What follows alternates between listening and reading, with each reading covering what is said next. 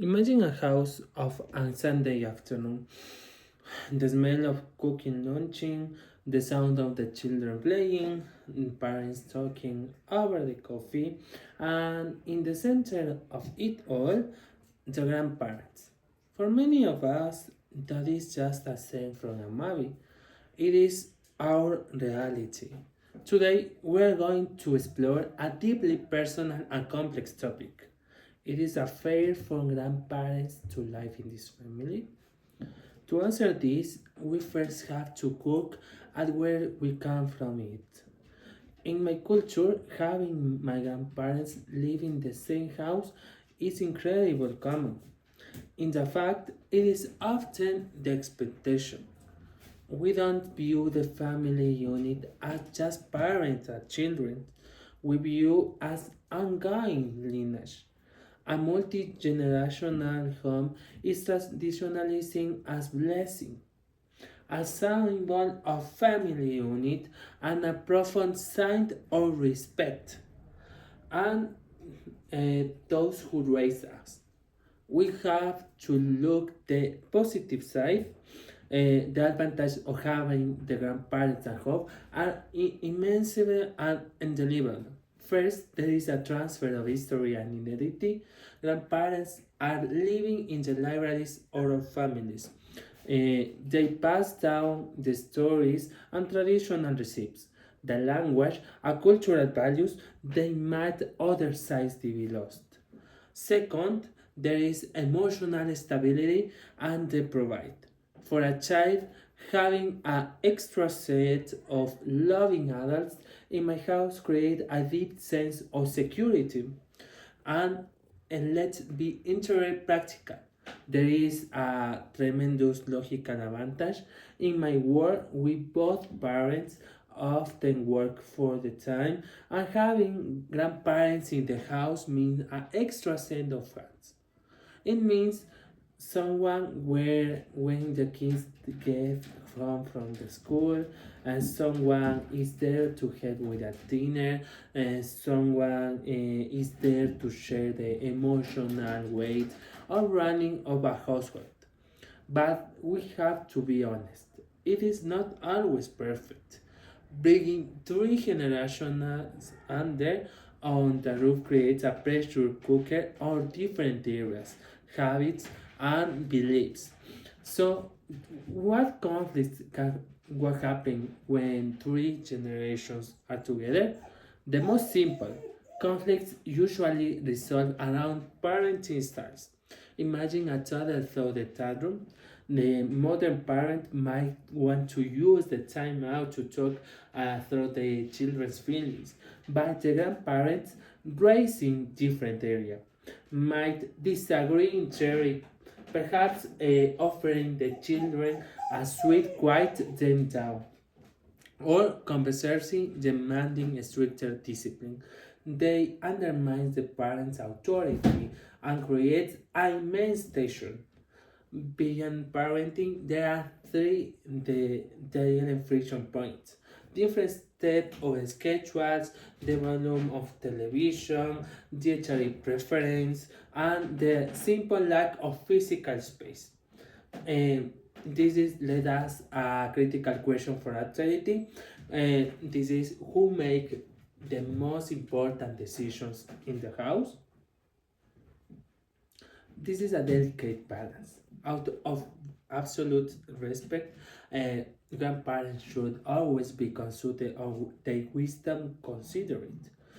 However, the adult children, we are typical the one paying the mortgage, managing the bills, and raising their own kids must ultimately have the final say. A household cannot function smoothly undivided leadership. The adult children must be the primary section makers to maintain order and consistency. When we establish that the parents are in change, we have to redefine what grandparents are doing here. Should grandparents have raised the grandchildren or just visit sometimes? This is dangerous assumption in the modern families, and that living in a home as valid unpaid 24/7 baby sister. This is fundamentally unfair. They have already done exhausting work of raising their own children in the golden years. They should to have the freedom to simply enjoy being grandparents. If they want to active help raise kids, but it is wonderful bonus. They should be a choice, not an obligation, but should be allowed to step back, visit the kids, spot them in the little, and they repeat their own peace and quiet. And under brings up the concept of space. How can families respect grandparents' privacy under the same roof? Uh, Life together does not mean living in the top of the rich or other. Families must create physical and emotionally boundaries. If possible, building in a loud site with separate sitting area or bathroom is ideal. That is not financially possible. The family must establish strict rules, knowing on closet doors, having designated quiet hours, and ensuring the grandparents have a space of a house that is exclusively theirs. We, the children, are not allowed to leave the doors of interrupted. Now we must to address the most difficult aspect of this dynamic. Aging is not always key. What it happens if parents need a medical care that family simply cannot provide? Memory diseases like Alzheimer, severe mobility issues, or they not have around the clock medical monitoring can break a family physical and financially. In the other culture, there is immense guilt associated with asking for an outside help. But we must ask ourselves, is selfish for adult children to save their grandparents to a nursing home? My answer is definitive no. It is not selfish. It's fact recognizing your own limitation is an act of profound love. If a family cannot guarantee the stability in Jane and especially 24/7 care, they afraid either requires keeping them at home pure out pride of guilt is actually the more dangerous choice. Playing them in reputation effectively in highly training medically professionals ensure and they receive the dignity and care they receive. Stably and well-being must always come. So, looking at this entire complex picture, we have to ask the ultimate questions. Does living grandparents to make parents live easier or harder? The honest truth, it does both. Logistically, it makes life easier, bills can be shared, chores are divided, and the home is never empty.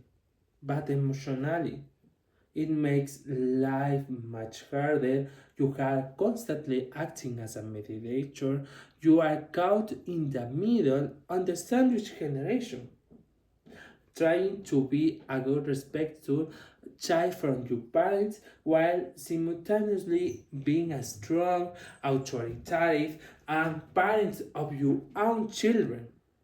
It requires exhaustive levels of communication, passion, and emotional intelligence. As we look in the future, we have to find a middle ground. That is the best solution when I have a grandparent. Pharisee wants to independence, but clearly need help. We don't always have to choose between living in the safe, crowded house or moving to a nursing house. The best solution for a gradual transitions.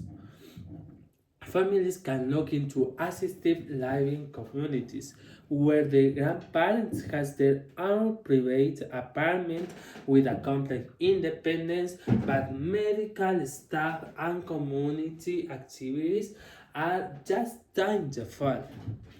Alternatively, families can keep the apartment in their own home but hire a part time in a home care, a nurse or helper who comes to adjust 3 hours a day to assist with a heavy task or medical needs. Uh, and, it, and it is fair for grandparents to live with the family, and it depends entirely on a specific family. It requires honesty, boundaries, and above mutual respect. We have done alright multi-generation at home. It is just a living arrangement. It is a beautiful, ongoing testament to enduring the power on the family. Right? So, what is the lesson from here? We have to think about our generational and the needs and the specific needs of our home. We have to consider the needs of our children and the property medical needs of our parents. And now I invite of you to think about, is necessary to share the same home with your parents, and the grandparents have all of needs um,